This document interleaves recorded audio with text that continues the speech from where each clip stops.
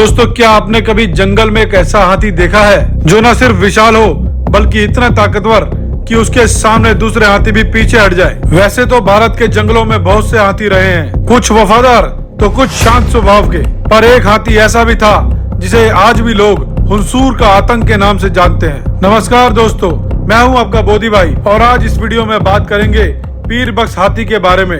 क्यों बना पीरबक्स आदमखोर? पीरबक्स कोई साधारण हाथी नहीं था। उसकी कंधों तक की ऊंचाई थी लगभग 9.5 फीट, यानी कि एक मंजिल से भी ऊंचा। उसके दांत इतने बड़े थे कि उन्हें देखकर ही डर लग जाए। उसकी चाल में एक ऐसा रौब था जैसे कोई जंगल का राजा हो। लेकिन अफसोस, वक्त के साथ वही हाथी इंसानों के लिए मौत का साया बन गया। शुरुआत में पीरबक्स एक प्रशिक्षित हाथी था जिसे कई जंगली अभियानों में, जुलूसों में और राजसी कार्यक्रमों में हिस्सा लेने का गर्व मिला। लेकिन जैसे जैसे समय गुजरा कुछ बदला। हर साल मार्च और अप्रैल के महीने में उसके शरीर में एक विशेष स्थिति आती थी जिसे मस्ट कहते हैं। यह एक जैविक अवस्था होती है जब नर हाथी अत्यधिक उत्तेजित हो जाते हैं। इस दौरान अगर देखभाल ना हो तो सबसे शांत हाथी भी हिंसक बन जाता है। पीरबक्स के साथ भी वही हुआ था। उसे अकेला छोड़ दिया गया, ना ही उसकी देखभाल हुई, ना ही किसी ने समझदारी से उसे संभाला।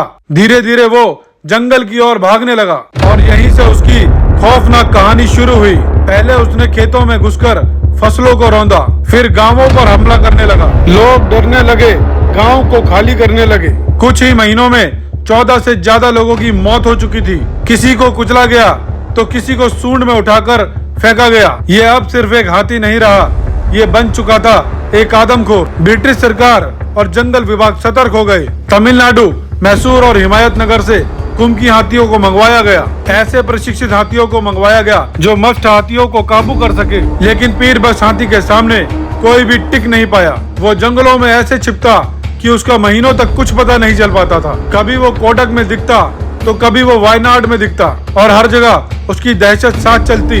कहते हैं एक बार उसने जंगल में एक लकड़हारे को देखा। शायद वो आदमी कुछ गा रहा था। फिर पीरबक्स की ओर मुस्कुरा कर देखा, लेकिन अगले ही पल पीरबक्स ने उसे जमीन पर पटक दिया और जब तक कुचलता रहा जब तक वो मिट्टी में नहीं मिल गया। ग्रामीणों का सब्र टूट चुका था। लोगों ने कहा, या तो हमें बचाओ या इस हाथी को मारो। और तब आया वो शिकारी जिसका नाम था गार्डन किमिंग। ना उसके पास बड़ी टीम थी, ना ही भारी हथियार। वो पीरबक्स को बहुत अच्छे से जानता था। एक दिन जब पीरबक्स सामने आया तो उसका चेहरा गुस्से से लाल था। गार्डन ने उसकी तरफ टोपी उछाली। हाथी का ध्यान भटका और उस पल में एक गोली सीधी जाकर लगी पीरबक्स के सिर में। कुछ पल तो वो खड़ा रहा और फिर जंगल की धरती पर गिर पड़ा जैसे एक युग का अंत हो गया हो। कहानी यहीं पर खत्म नहीं होती दोस्तों।